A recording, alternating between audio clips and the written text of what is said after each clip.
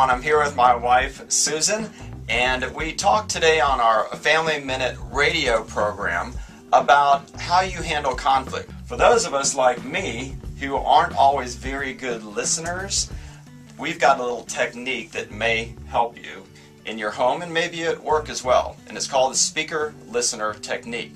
So we're going to start and do a little role play for you. I have the floor right now because I have the object, right? So, Susan, Marky is already playing two sports. He's playing basketball and football, and I think he should really continue that as he goes into his sophomore year. I think it's important for him to have a sport year-round, half the year basketball and half football. I think that's very important for a young man to be able to do that, and I think he can keep up with his schoolwork. All right, so what I hear you saying is that you think Marky should continue to play two sports. Yeah, I do. All right. My concern is this. This year he did fine because he was a freshman, but the workload in school is going up, and he's been bumped up in one of those sports to varsity, which is a lot more practice, it's a lot more intense, and I just see him, there was overlap in those sports, so there were a couple days where he was having to go to one coach or the other coach and say, you know, I can't make it to this practice, and he felt a lot of pressure, and I just think it's getting too much because then he doesn't have time to study. So I hear you saying that you think it's getting to be too much, that there seems to be a real conflict and tension between the two sports, just maybe too much for him to get everything done. Yes, that's what I'm saying.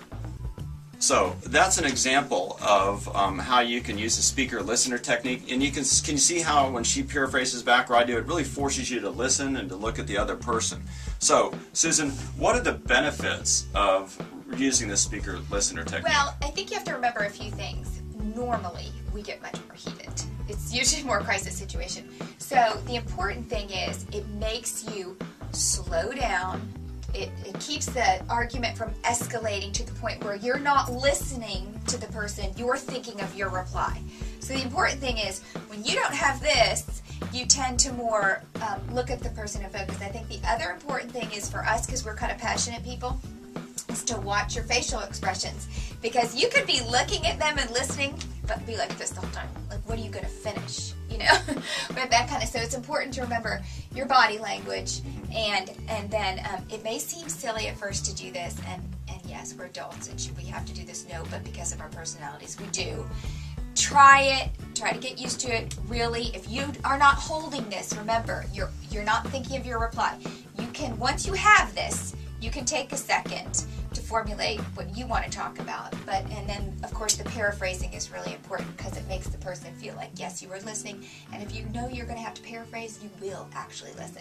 So there you have it. It doesn't really just happen in one little conversation like that. Sometimes you have to come back to it over and over again before you make a final decision. So there it is. Thanks for being with us.